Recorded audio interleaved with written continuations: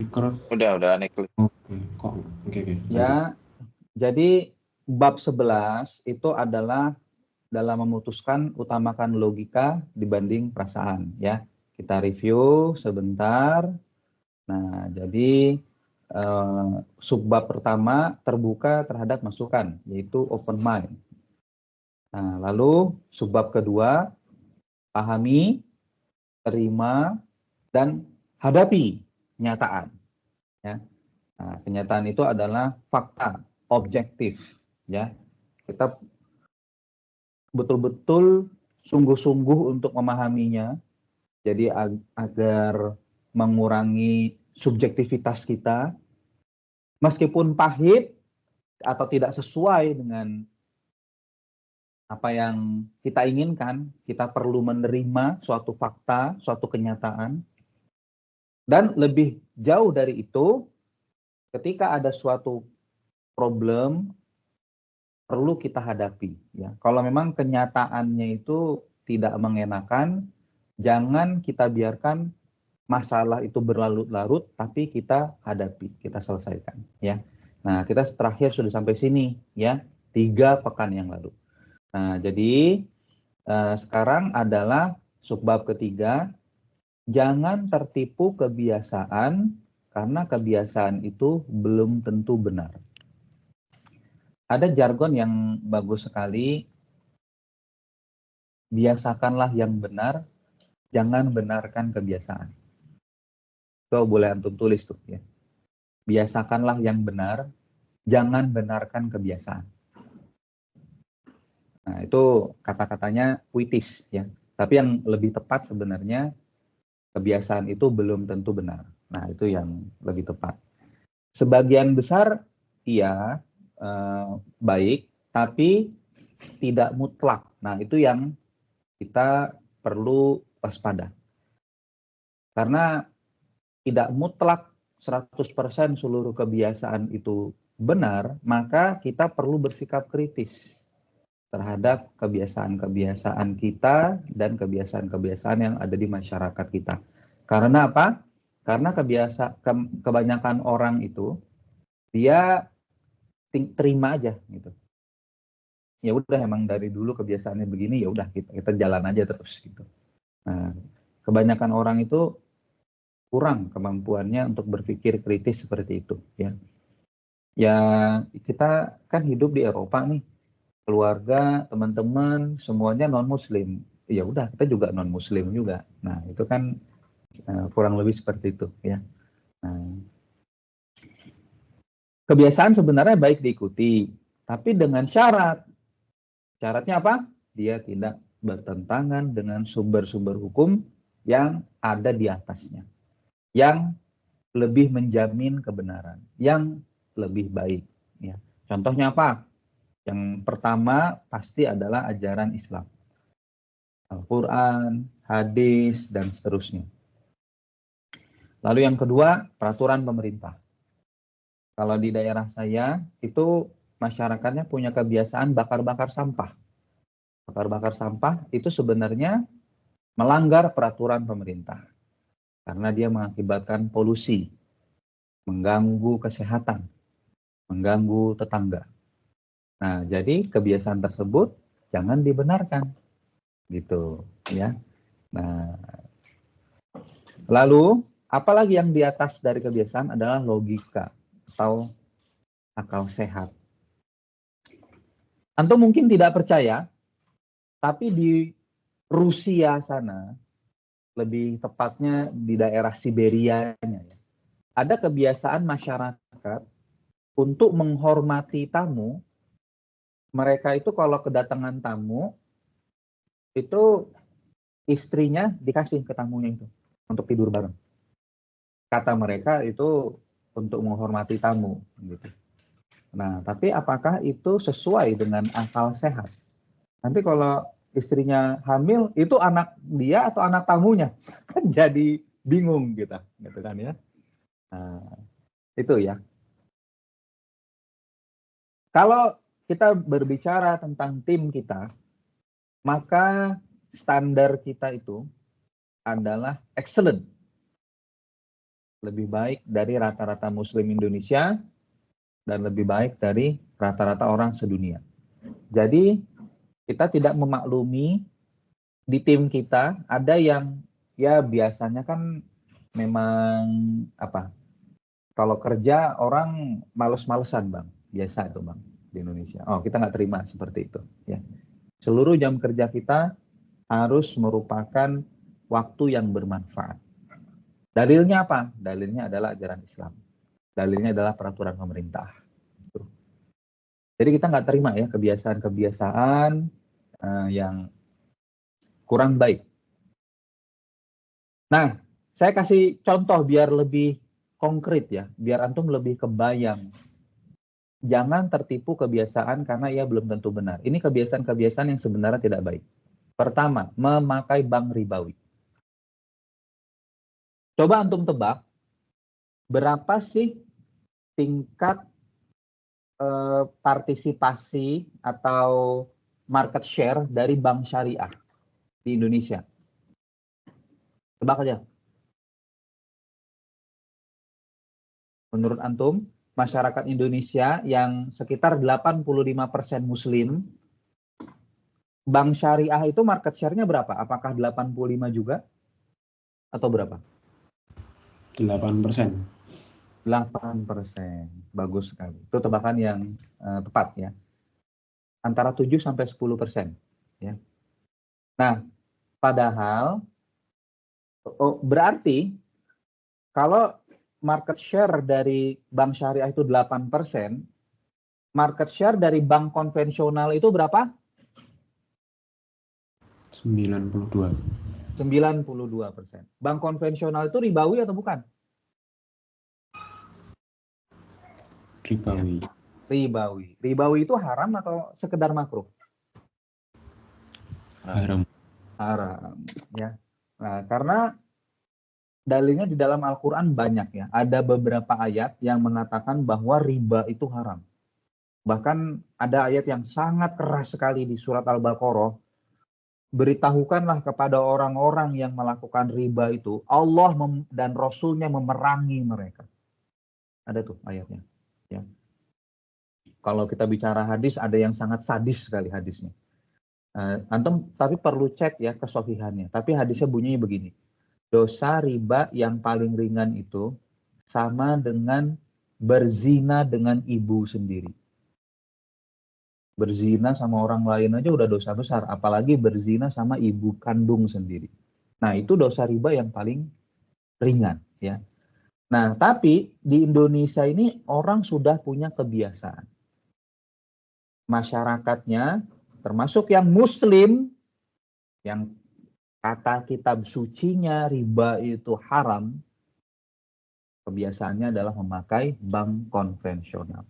Makanya mulai dari Bank BCA, Bank Mandiri, Bank BNI itu masih besar di Indonesia. Ya. Sayang sekali, padahal itu haram.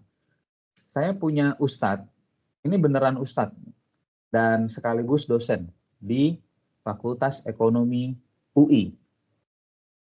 Dia pernah berkata, di zaman sekarang tidak ada lagi alasan untuk umat Islam itu memakai bank konvensional, bank ribawi. Karena bank syariah sekarang fasilitasnya itu udah memenuhi yang kita butuhkan. Kayak bank CIMB syariah kita kan, udah bagus fasilitasnya. Kalau di tahun 80-an oke lah, masih ada alasan. Yakni bank syariah belum ada. Ya. Nah tapi sekarang nggak ada alasan lagi. Saya pernah berargumen tuh, tapi kan kita masih butuh ini nih Ustadz, ini itu. Lah, ini di bank ini ada juga kok kartu kredit waktu saya bilang. Ini saya punya kartu kredit nih dari BSI. Oh ada ya Ustadz, ada kok. Hasanah Card contohnya kan. Nah, dan seterusnya. Kalau Ustadz Fajri bagus sekali dia ngomong begini. Memang bank syariah itu biayanya sedikit lebih mahal daripada bank konvensional. Dan bahkan kadangkala kita perlu bersabar terhadap layanan-layanan tertentu. Tapi itulah biaya dari ibadah kita, kata Ustaz Fadil. Itulah biaya dan pengorbanan dari ibadah kita. Ibadah itu butuh pengorbanan. Kalau ibadah tidak butuh pengorbanan, maka surga itu sangat murah. Artinya surga itu gratis, ya kan? Nah, padahal surga itu kan sesuatu yang sangat berharga. Ya, nggak semudah itu dong, bro. Tolong, ya. Nah, mohon maaf, tidak semudah itu masuk surga, ya. Surga itu bukan suatu hal yang murahan. Ya udah, itu berarti merupakan ujian kita dari Allah, ya. Sabar nggak kita mau memakai bank syariah? Mau nggak kita untuk meninggalkan bank ribawi? Ujian, ya. Nah, yang kedua, kebiasaan yang menjadi kebiasaan masyarakat kita, tapi sebenarnya dia salah. Takut menegur kemungkaran. Contohnya, membiarkan muslimah buka aurat di tempat publik.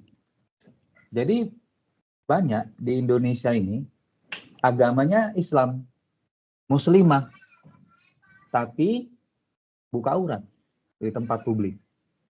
Kenalan-kenalan atau jangan-jangan saudara-saudara kita, ada nggak yang seperti itu?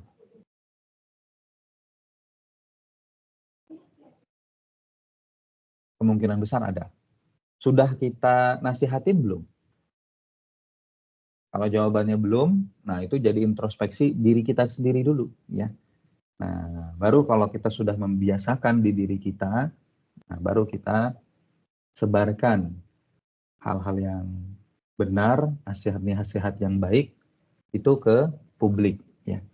Nah, jadi kalau ada kenalan kita, apalagi saudara gitu ya, jangan sungkan untuk nasihatin. Mbak, kita kan muslim nih, Mbak. Muslimah itu pakai jilbab itu hukumnya wajib. Nah, bahasanya yang bagus aja, yang karena itu di dalam Al-Qur'an itu juga seperti itu.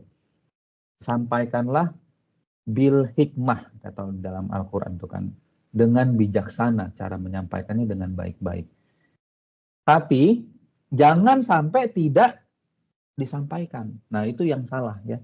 Nah, itu muslimah nggak pakai jilbab di tempat umum lagi. Dibiarin aja. Nah, itu salah. Itu kebiasaan yang salah ya.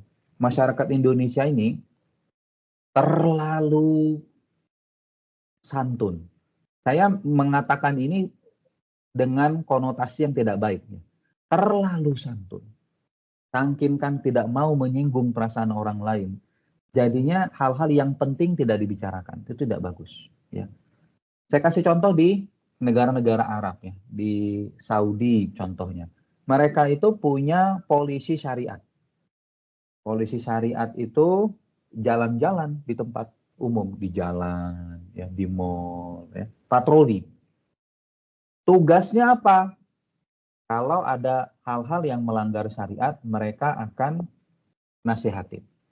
Termasuk, terutama itu adalah muslimah-muslimah yang tidak pakai jilbab. Bahkan kalau zaman dulu aturannya, semua perempuan, baik dia muslim atau tidak, kalau di tempat publik di Saudi harus pakai jilbab. Itu bahkan sudah menjadi undang-undang.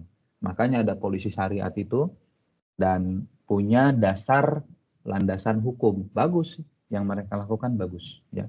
Itu namanya menegakkan ajaran Islam.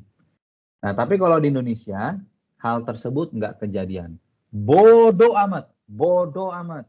Mau muslimah nggak pakai jilbab, umbar-umbar aurat, kadang-kadang pakaiannya ketat-ketat, dibiarin aja, bodoh amat. Nah, itu kebiasaan masyarakat Indonesia yang jelek. Padahal 85%-nya muslim, tapi tidak mencerminkan ajaran Islam. Minimal yang haram-haram dulu yang kita cegah. Kalau yang makruh-makruh ya oke lah, nggak seprioritas yang haram. Tapi kalau yang haram ini contohnya membuka aurat, itu harus dicegah. Jangan dibiarkan yang haram-haram ya. Lalu yang ketiga, kebiasaan masyarakat Indonesia yang sebenarnya kurang baik. Baca Quran atau zikir atau berdoa dalam bahasa Arab tanpa berusaha mengerti artinya. Ini banyak terjadi ya. Orang doa auzubillahi minasyaitonirrajim, bismillahirrahmanirrahim, alhamdulillahirabbil alamin, dan seterusnya doanya kan. Tapi di masjid itu nggak ngerti dia doa apa tuh, nggak ngerti juga artinya. Pokoknya amin amin aja gitu. Nah, kadang-kadang bukan berupa permintaan, diaminin juga sama jemaahnya karena nggak ngerti kan bahasa Arabnya apa kan. Nah, itu kebiasaan yang kurang baik. Doa itu dalam bahasa Arab dari kata da'a, itu sama akar katanya dengan dakwah, artinya menyeru, meminta. Kalau doa itu hanya berupa ritual saja, tapi tidak ada permintaannya, karena kalau tidak mengerti artinya itu bukan permintaan. Bagaimana ceritanya kita meminta, tapi yang kita minta itu nggak ngerti, nggak bisa, ya kan, nggak masuk akal. Pasti kita itu meminta sesuatu yang kita inginkan. Artinya kita memang by definition, premisnya kita harus ngerti dulu apa yang kita minta itu. Baru dia namanya permintaan. Dalam bahasa Arab, doa. Kan begitu. Ini basic aja ya. Basic dari definisi doa. Artinya permintaan. Nah, tapi kalau di Indonesia itu saya perhatikan di masjid-masjid itu kan. Nanti imamnya doa, atau di majelis nanti ustadznya doa dalam bahasa Arab, pokoknya jemaahnya amin-amin aja, nggak ngerti juga. Nah, lalu ada lagi bahkan yang sendiri-sendiri, sok-sokan gitu ya, pakai bahasa Arab gitu ya. Mungkin dia hafal dari pesantren atau dari mana gitu ya. Nah, doa, tapi dia nggak ngerti juga apa yang dia doakan itu.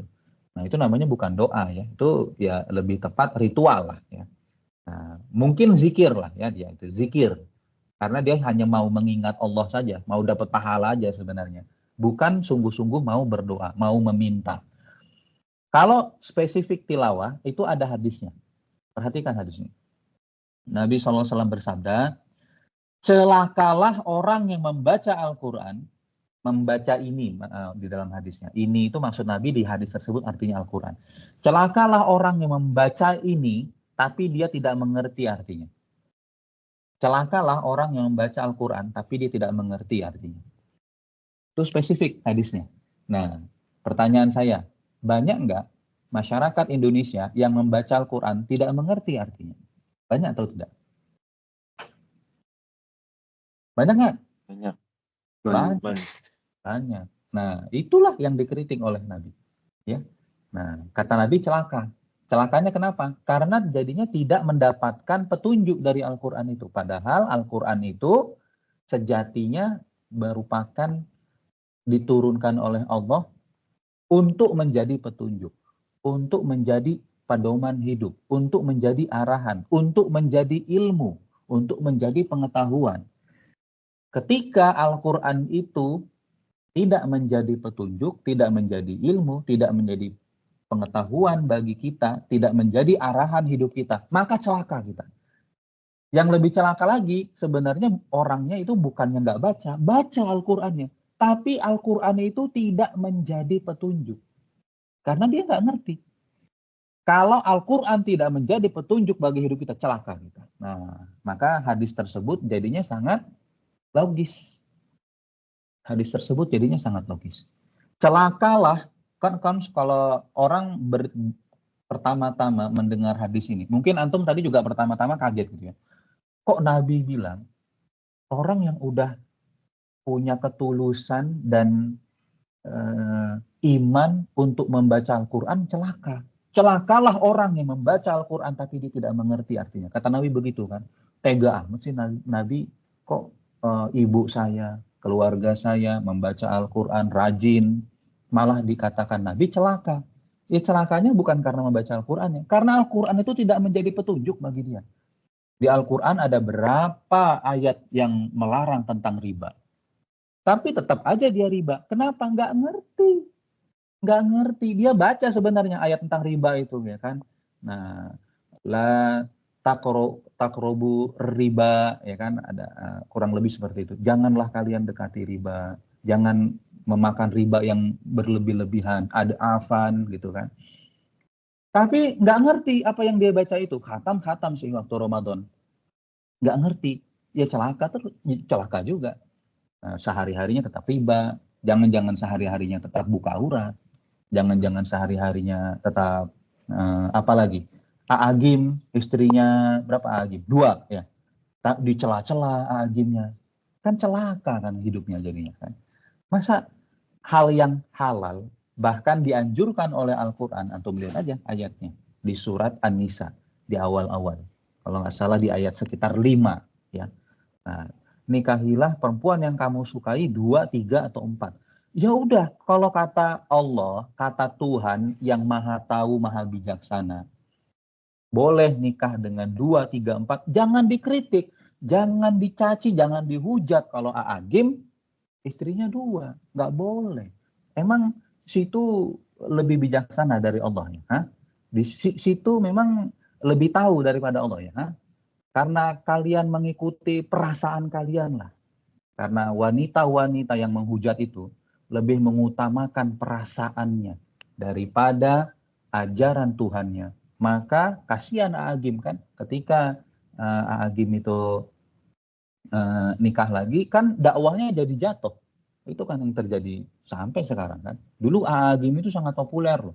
Bagus sekali memang pesan-pesan dan dakwah-dakwah dari Aagim itu ya.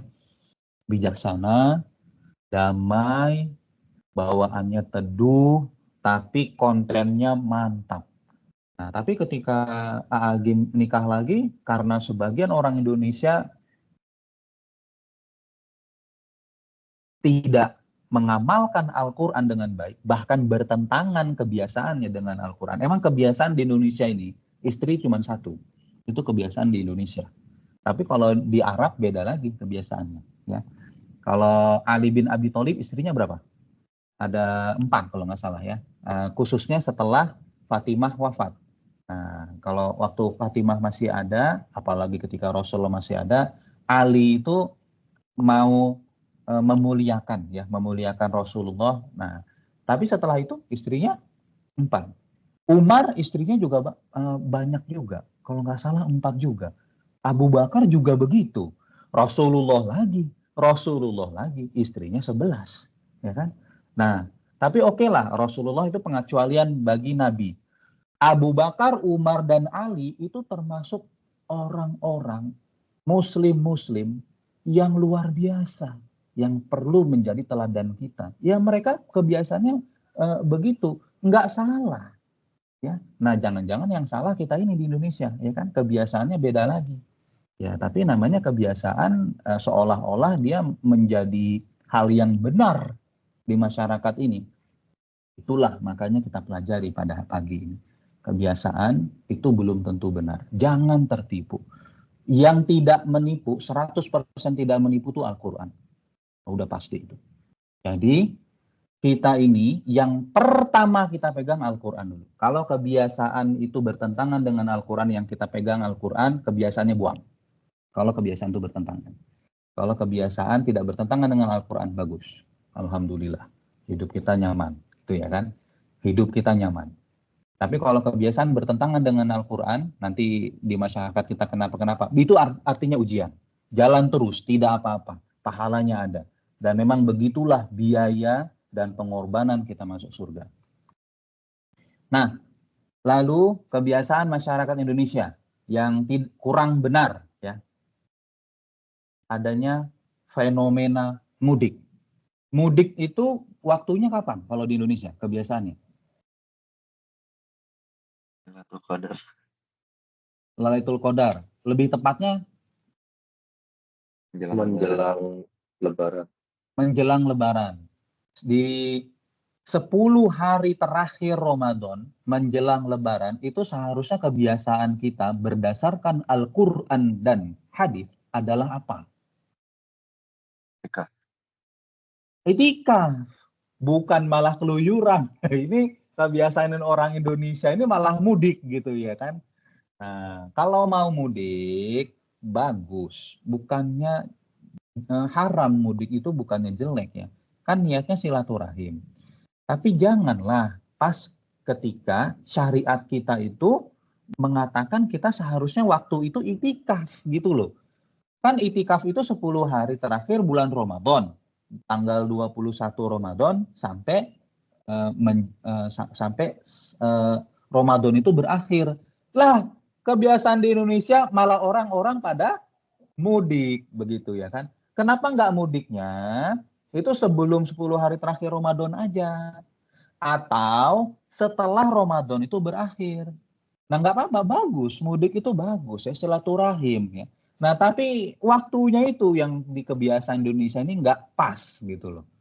Nah, kalau 10 hari terakhir bulan Ramadan, menurut ajaran Islam, kebiasaannya apa seharusnya? Itikaf, mendem di masjid, jangan keluyuran gitu ya. Nah, itu contoh-contoh beberapa kebiasaan yang kurang bagus ya.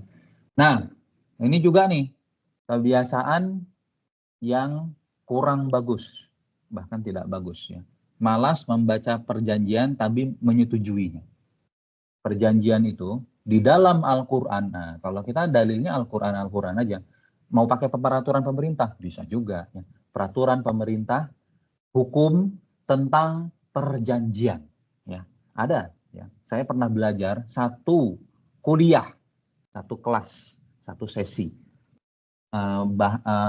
Ahli hukum, dosen hukum berbicara tentang perjanjian dalam konteks hukum Indonesia. Nah, itu hukumnya wajib untuk ditaati atau sekedar sunnah aja ditaati?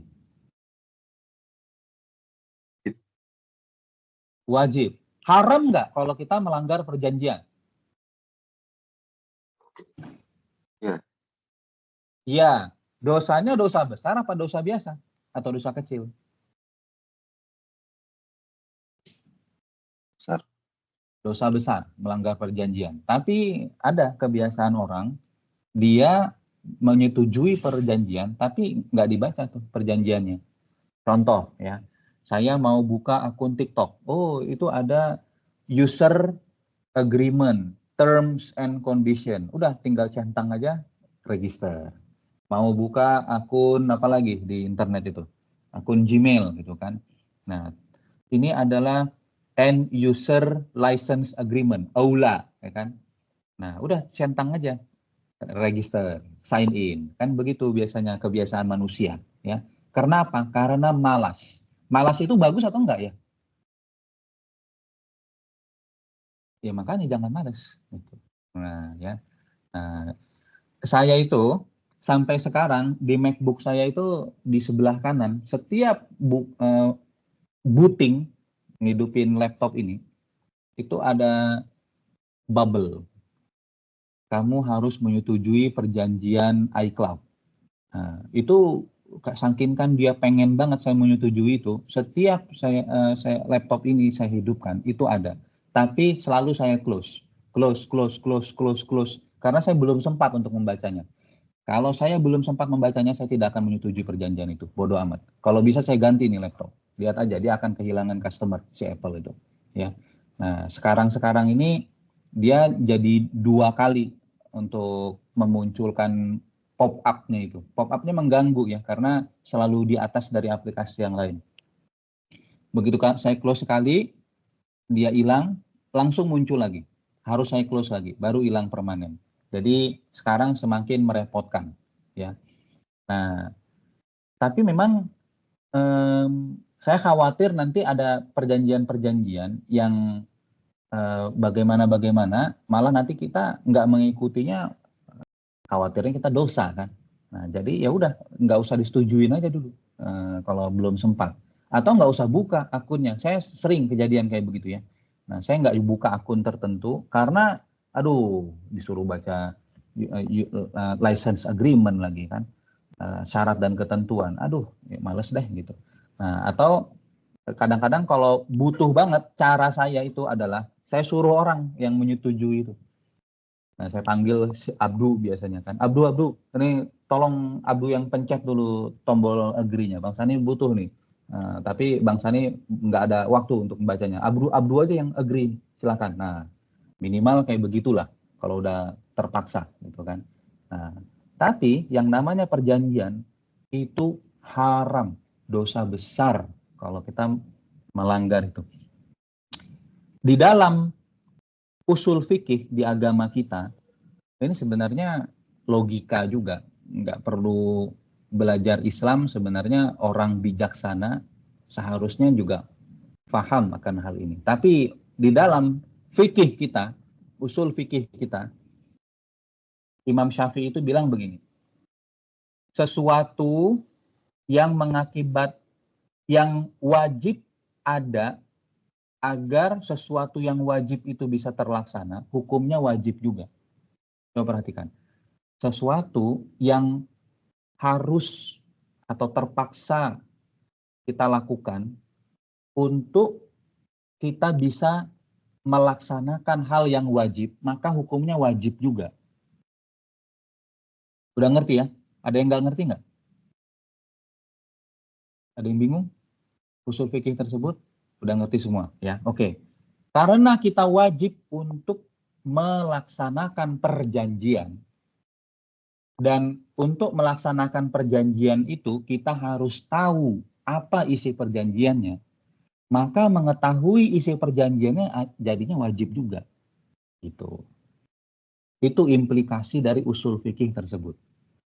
Dan ini pernah kita menjadi korbannya ya. Coba antum bayangkan, kita itu apa yang terjadi ketika ada muslim yang tidak melaksanakan perjanjian ini. Jadi dulu kita pernah berbisnis dengan seseorang, ya, proyek grad school. Sampai sekarang kita masih belum dibayar sekitar 370 juta. Itu salah satu penyebabnya adalah klien kita tersebut itu nggak begitu membaca perjanjian kerjasama yang dia sepakati dengan kita. Nah, dia maunya tenaga kita sudah bekerja berbulan-bulan, lebih dari setengah tahun kita bekerja, tapi kita tidak dia bayar sebagaimana mestinya karena dia kurang baik dalam membaca perjanjian kerja antara kita dengan dia. Akhirnya dia merugikan kita 370 juta. Banyak ya? Nah, banyak ya. Nah, apalagi kalau perjanjiannya itu senilai kayak begitu. Itu harusnya betul-betul dibaca ya. Jangan sampai kita itu merugikan orang. Dia juga rugi karena akhirnya kita kejar-kejar terus kan. Udah rusak tuh namanya, reputasi dia di berbagai macam kenalan-kenalan dia tuh udah rusak. Dikenal sebagai orang yang ingkar, ya, dikenal sebagai orang yang wan prestasi dan merugikan orang lain ya. Kita ruginya aja minimal 370 juta kita minimal. Nah, itu terjadi di kita dan jangan sampai kita ngegituin orang lain karena dosanya besar ya. Nah, jangan sampai nanti di akhirat kita bermasalah, nanti akan ada orang-orang yang menuntut kita malah jadi masuk neraka gara-gara kita tidak membayar orang 370 juta atau berapapun itu. Ya. Nah, ini maksud saya dari jangan tertipu kebiasaan ya belum tentu benar. Sebelum lanjut, ada yang mau bertanya dulu atau ada yang mau menambahkan, silahkan. Ada yang mau ngomong, silahkan.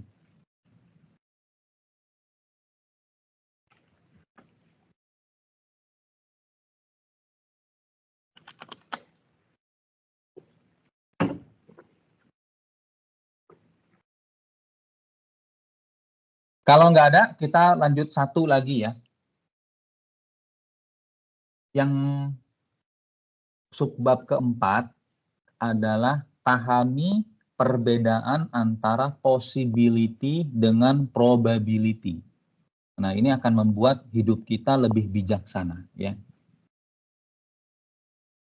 Saya mau mengawali dengan sebuah cerita. Ini cerita nyata, kisah nyata ya. Karena terjadi di kenalan saya. Jadi kenalan saya ini melarang anak-anaknya mengendarai motor. Alasannya apa? Karena dia trauma dengan saudara dia, itu ada yang tewas mengenaskan karena kecelakaan motor. Jadi anak-anaknya semua hanya boleh naik mobil dalam transportasi. Kalau mobil ada kecelakaan, kan yang kenapa-kenapa badan mobilnya. Kalau orangnya di dalam lebih possible untuk selamat. Tapi kalau motor kesenggol atau kenapa-kenapa, itu biasanya jatuh yang mengendarai motor. Yang diboncengnya juga jatuh. Nah, jadinya kecelakaan. Terluka atau bisa tewas. Ya. Jadi, apa kesimpulannya? Tidak boleh sama sekali naik motor. Bagaimana menurut Antum kebijakan seperti itu? Bagus nggak tuh? Melarang anak-anaknya semua naik motor. Tujuannya sebenarnya bagus, agar tidak terjadi kecelakaan. Anak-anaknya selamat. Tapi gimana menurut Antum gimana? Kurang bijak. Kurang bijak kenapa? Hijrah. Tidak semua pengendara motor akan jatuh. Betul. Ya, inilah bedanya possibility dengan probability, ya. Nah, jadi possibility itu adalah sesuatu itu mungkin saja terjadi. Ya, kalau probability seberapa mungkin sih sesuatu itu terjadi. Itu perbedaannya. Kalau kita dalam memutuskan pakai possibility atau probability? Bagusnya. Probability. Pakai probability. Jangan pakai possibility, ya. Karena kalau kita pakai possibility, everything is possible. Everything is possible. Jadi itu bisa digunakan untuk menjustifikasi apapun sebenarnya. Hampir semua hal yang ada di dunia ini bisa dijustifikasi dengan possibility. Kayak tadi itu, nggak boleh naik motor, nanti bisa kecelakaan loh. Nah, kalau gitu, kenapa nggak sekalian jangan keluar rumah? Kan nanti kalau keluar rumah, ada kemungkinan untuk ketabrak. Ada kemungkinan untuk kecelakaan keluar rumah. Betul nggak? Ya udah, kalau begitu, sekalian aja nggak usah keluar rumah. Nah, tidak keluar rumah itu make sense atau enggak? Bisa nggak orang hidup tidak keluar rumah? Nggak bisa, iya kan? Nah, jadi kita itu harus menerima segala kemungkinan yang tidak enak. Tetapi harus resiko yang terukur. Nah, kayak gitu loh. Oke, keluar rumah itu kita ada kemungkinan kecelakaan. Oke, kita jalan di pinggir jalan, selalu ada kemungkinan kita untuk ketabrak mobil. Tapi kemungkinan kita untuk ketabrak mobil kalau kita keluar rumah, kalau kita jalan di pinggir jalan, itu seberapa persen? 0,0 sekian persen. Ya, kalau kita butuh keluar rumah untuk beli makanan, untuk kerja, untuk sekolah, untuk apapun itu yang kita butuhkan, kalau kemungkinannya sangat kecil, insya Allah worth it untuk kita ambil. Nah, itu namanya probability. Seberapa mungkin sih kita untuk terjadi hal tersebut. Nah, jadi hati-hati ya, yang dengan orang yang menjustifikasi sesuatu dengan possibility. Itu biasanya orang yang tidak paham konsep ini, itu terpengaruh. Ya. Kamu jangan, apa contohnya? Ada yang bisa ngasih contoh nggak?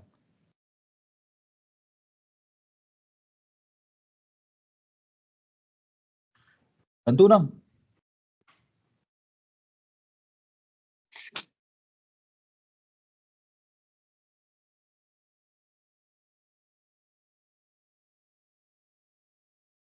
Contoh lain tentang orang yang pakai possibility dalam memutuskan.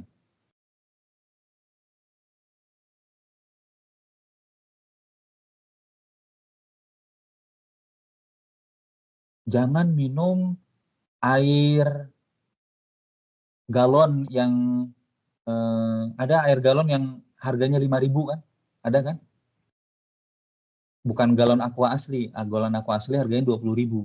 Jangan minum air isi ulang itu, air isi ulang namanya ya.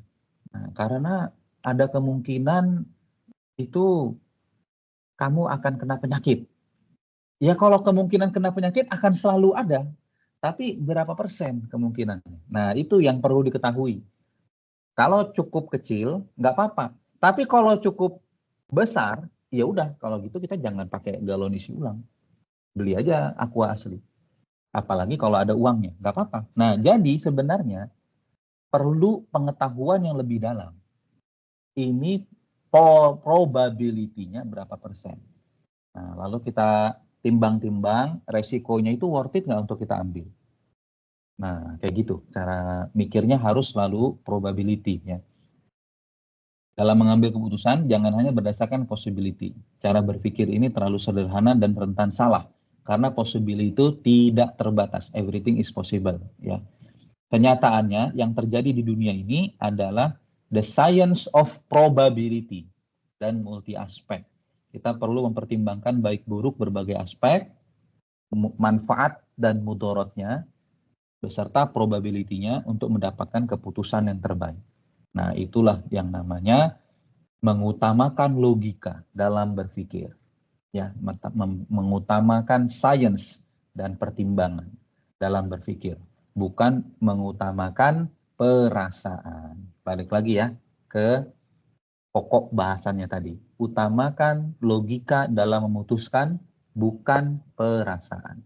Kalau mengutamakan perasaan, bawaannya emang paranoid aja. Takut ini, takut itu, ya. Nah, jangan begini. Nanti begitu loh.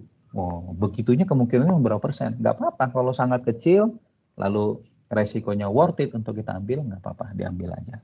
Ya. Sip, demikian untuk kali ini. Nanti kita lanjut lagi ya. Sebelum saya akhiri, ada yang mau bertanya atau ada yang mau disampaikan? Tafadhol.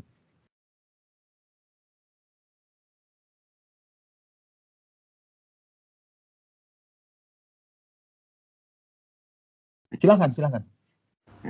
Paling mau menambahkan terkait riba itu.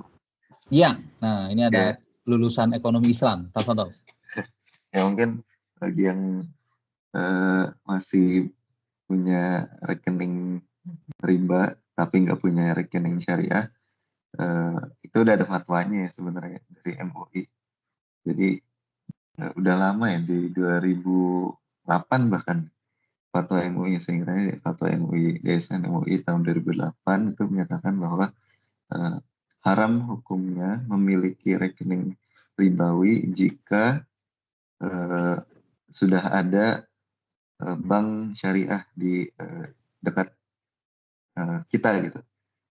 Intinya masih boleh pakai bank ribawi kalau misalkan benar-benar nggak ada lagi bank syariah yang tadi Bang Sandi contohin tahun 80-an, tahun 90 udah ada kan ya bank muamalat, tapi bank muamalat masih belum banyak. Jadi ada wilayah-wilayah yang masih sulit buka rekening, belum digital kayak sekarang kan. Nah, tapi sekarang udah nggak ada alasan lagi. Bahkan dari 2008 udah difatwakan oleh MUI.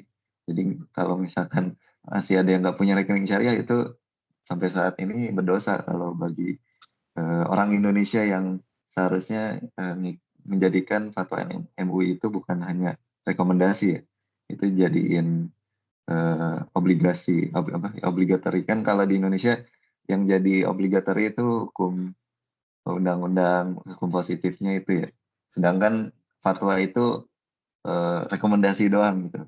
Tapi bagi muslim fatwa itu bagian dari kewajiban gitu. Nah ini mungkin yang bukan kebiasaan ya, karena emang Indonesia sekuler, jadi fatwa MUI itu ketika keluar bukan kayak undang-undang keluar, dianggapnya itu hanya saran gitu.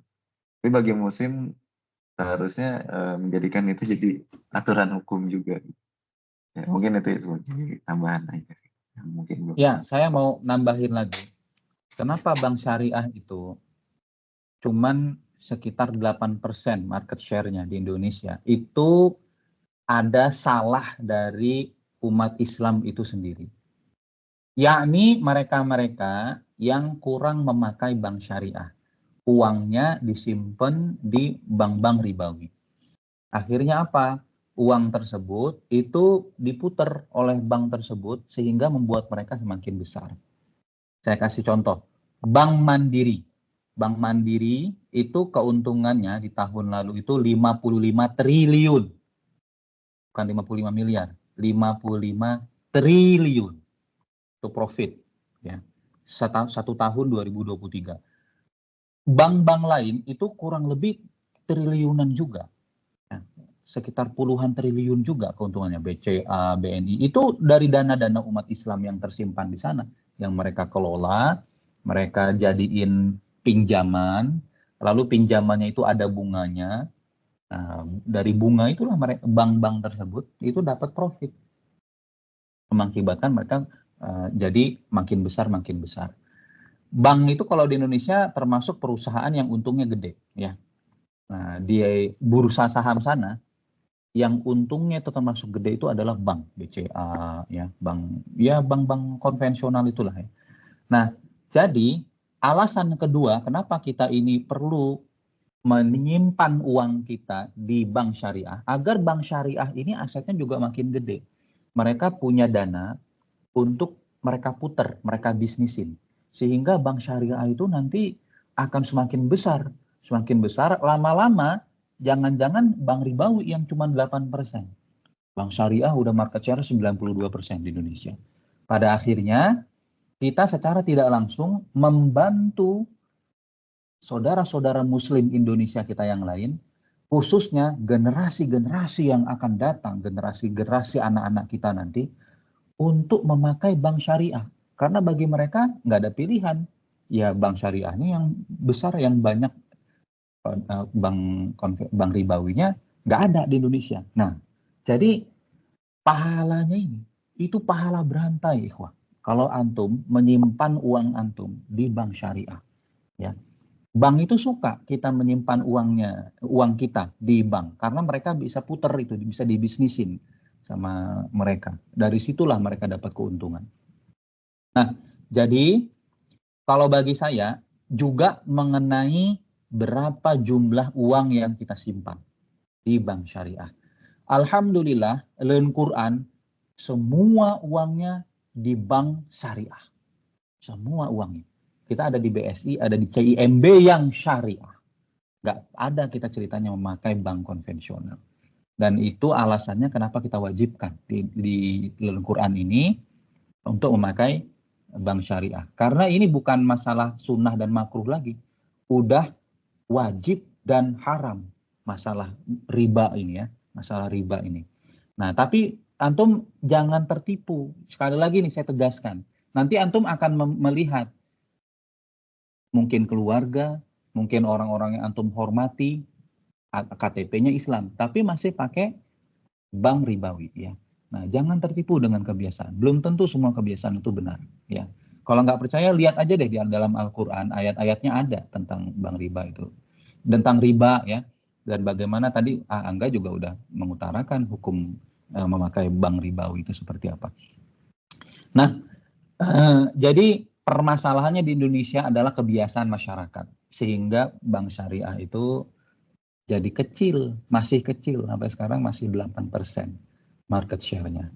Tidak banyak masyarakat Indonesia yang mempelajari Al-Quran, khususnya tentang riba, dengan baik. Dan itu yang perlu kita dakwahkan. Jadi jangan sampai diantum aja ayat-ayat Al-Quran ini, pelajaran-pelajaran dari Al-Quran, sebarkan ya ke keluarga, ya. Tulis saja artikel atau cari di internet artikel tentang bank syariah versus bank ribawi, ya.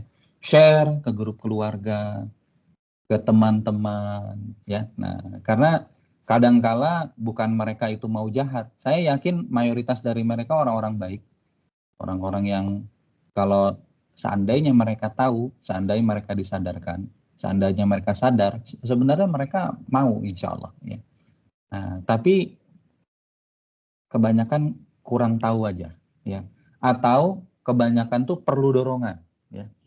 Nah, contohnya nih, emang untuk pindah rekening itu kan butuh effort. Dan disitulah sebenarnya ujian kita. Kita mau nggak spending effort itu? Atau jangan-jangan kita nggak peduli, ya udahlah hidup gue udah terasa enak gitu ya, udah nyaman, ya udah jalan aja terus gitu ya. Harus mau spending effort.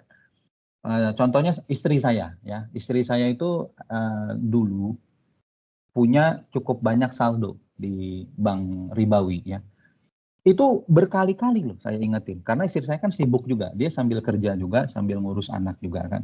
Berkali-kali saya ingetin, ayo ditutup rekening BCA-nya, ayo tutup, udah ditutup belum rekening BCA-nya, nanti saya tanya lagi beberapa hari kemudian, akhirnya ditutup juga kok, alhamdulillah, ditinggalin juga, uangnya udah dipindahkan semua mayoritas ke bank syariah ya. Kalau saya, strateginya bukan ditutup rekeningnya. Kalau rekening nutup kita harus ke bank, repot lagi, apalagi saya sibuk. Tapi caranya dibuat agar bunganya itu jadinya tidak berarti.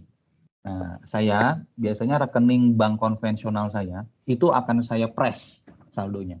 Saya tidak mau menjadi kontributor untuk menggedein bank ribawi tersebut.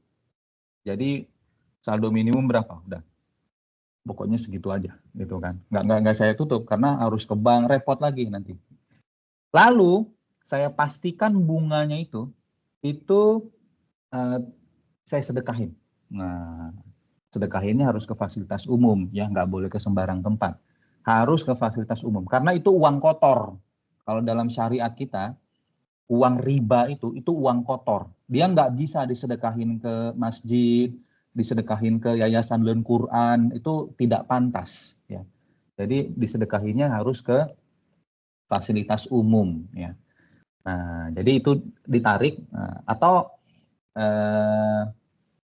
ya begitulah kalau saya biasanya caranya ya. Nah, jadi antum silahkan kalau mau turut membantu kenalan-kenalan antum untuk hijrah dari bank ribawi ke bank syariah, cara yang mudahnya itu kayak begitu.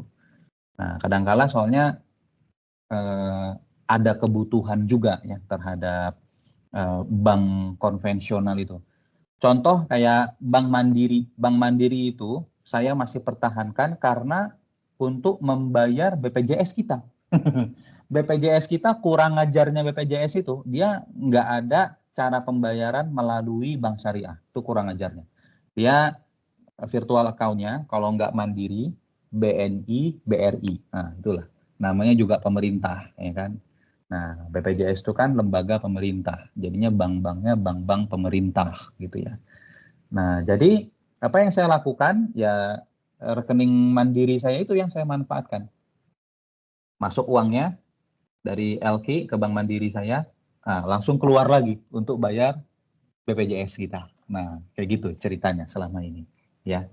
Jadi, yang haram itu kalau menurut saya bukan menggunakan bank konvensionalnya, tapi ribanya yang haram. Nah, jadi harus bisa membedakan juga, ya. Nah, ribanya ini yang kita atasi. Yang kedua adalah mendukung atau membesarkan riba. Nah, itu yang haram. Nah, jadi jangan simpen duit banyak-banyak kalau di bank konvensional. Silahkan dimasukin ke to-do list antum, ya. Hal-hal yang perlu antum follow up setelah ini, ya, khususnya tentang dakwah, ya. Demikian, ada lagi?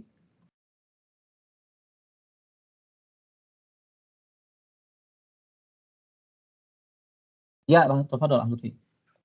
Iya Bang, tadi tentang itu Bang, Bank Mandiri untuk membayar BPJS LQ ya, kesehatan. Itu pakai Bank Mandiri biar otomatis atau gimana Bang? Karena virtual account Bank Mandiri. Jadi masih transfer manual gitu ya? Iya. Ada cara lain nggak ya? Iya, mungkin bisa dicoba Bang, ke virtual account-nya BRI, kan dia ada salah satu pilihannya itu BRI. BRI itu bisa dari flip ternyata. Oh. Kalau yang Mandiri yang dicoba gagal sih, tapi kalau BRI virtual account bisa untuk bayar BPJS, mungkin bisa dicoba. Tapi kalau gagal balik lagi ke Mandiri. Nice info, Lutfi. Jazakallah khairan.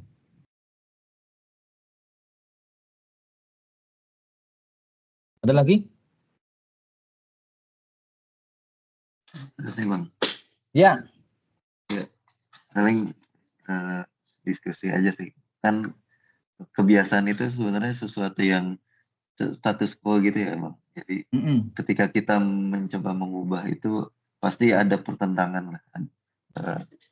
Tadi Antum sempat mention juga sebenarnya mereka itu bukannya jahat gitu, tapi mungkin tabiatnya orang ketika ada yang mencoba mengubah kebiasaan itu cenderung menolak gitu, cenderung menentang. Ya kayak yang kita tahu ya, sebagaimana Rasul ketika awal-awal dakwah di Mekah juga pertentangannya kan kuat gitu ya, karena emang kan banyak tradisi budaya yang akhirnya harus berubah gitu karena kepercayaan yang dibawa Nabi. Ya. Jadi akhirnya strategi yang dilakukan perlu soft juga gitu, kayak kan sembunyi-sembunyi dulu kan di awal dakwahnya Rasul, pelan-pelan sampai akhirnya seperti sekarang ini. Mungkin bisa kita cari hikmahnya gitu ya, apa yang dilakukan Rasul, gimana sih cara sebenarnya mengubah kebiasaan tuh mirip kayak dakwah kalau ini lihat ya, berdakwah gimana step-stepnya. Ada cara yang mungkin kayak Umar gitu ya, cenderung menggunakan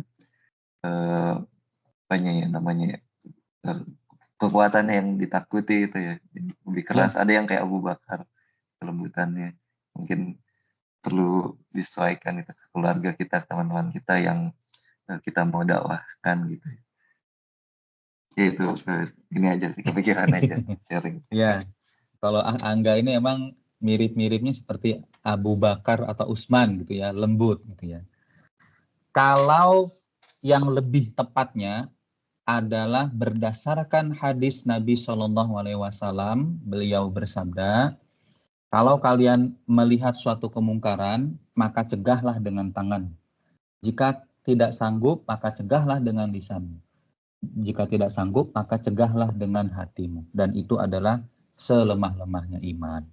Nah, jadi cara mencegah kemungkaran tidak selalu pakai cara halus. Angga. Tidak selalu pakai cara halus. Yang lebih tepat adalah bagaimana yang manfaatnya paling banyak, mudorotnya paling sedikit. Itu yang lebih tepat. Nah, tetap saja kita perlu mempertimbangkan tujuan dari dakwah, yakni menegakkan kebenaran agar kemungkaran tersebut sirna.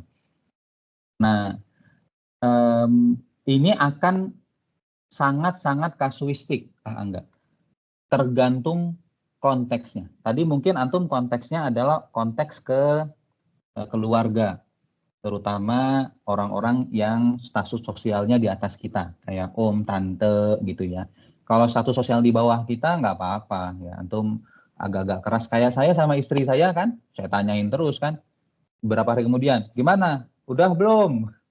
Gimana? Nanti berapa hari kemudian tanyanya lagi, gimana? Udah ditutup belum tuh rekening BCA? Nah, tanya-tanya aja terus gitu kan.